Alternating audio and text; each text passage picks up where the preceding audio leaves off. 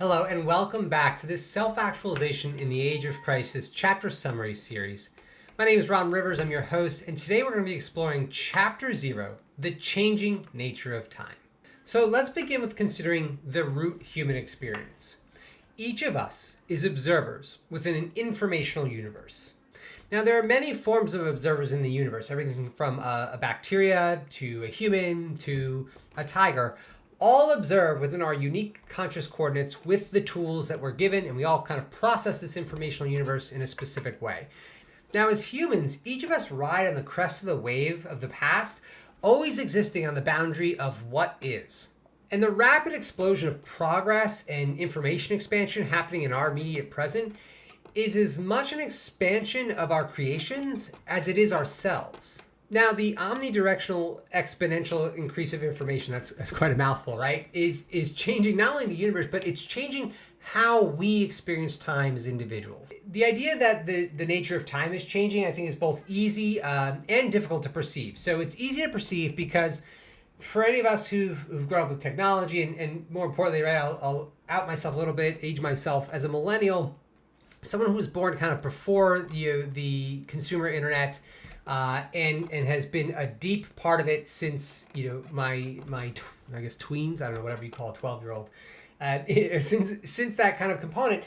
It's easy to perceive how the nature of time is changing because our technology allows us to do so much more with our individual moments that was previously impossible as recently as 25 years ago.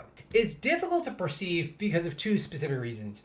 One, for the majority of humanity still lives under regimes where access and agency are unequally distributed, right? It's inequitable by design. So there are many who don't have access to the resources necessary to truly embrace this age of progress to its fullest extent, right? And in that case, it specifically limits their humanity in terms of their ability to express their infinite imagination within the immediate present. It's also difficult because we live, being human is an inherently linear experience. We have a set moments of day that we can leverage. We go to bed, right? That's almost like a reset button where we start anew and more. And we've also kind of invented these systems, right? A clock, a calendar year that are really based on our specific stellar coordinates and the rotation of our planet around the sun, that really kind of set us into a very specific and set schedule that to some extent are, they're great organizational technologies, but they kind of corrupt our perception of the nature of being.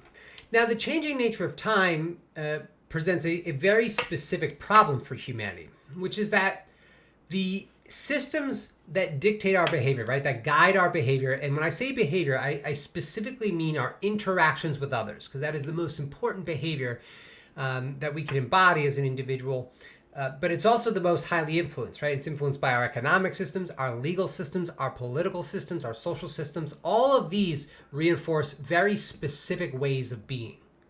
And these systems were really designed for a human time experience far distant from our immediate present. So we inhabit this reality of exponential growth, but our systems are linear by design and reinforce linear thinking and behavior. So it's a major conflict when we think about transcending the age of crisis, is that the systems we inhabit deny our potential and our power within the moment. But it also presents tremendous opportunity. So for all of human history, we've been forced to fit a very specific mold. And Joseph Campbell lectures about this to some extent, where in all forms of human history, you were born to a society, and within that society, you had limited options. And you didn't really have a choice. You had to do a specific thing. Only in our very near history, our immediate present, do many more people have the capacity to imagine and create in the direction of their choosing.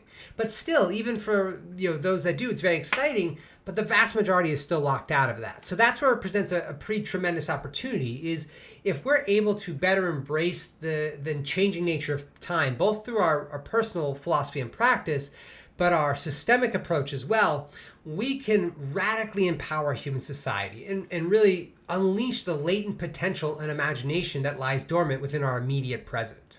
The changing nature of time calls on us as human beings, as individuals, and as a collective to exert our most radical power, which is to become more than our circumstances allow.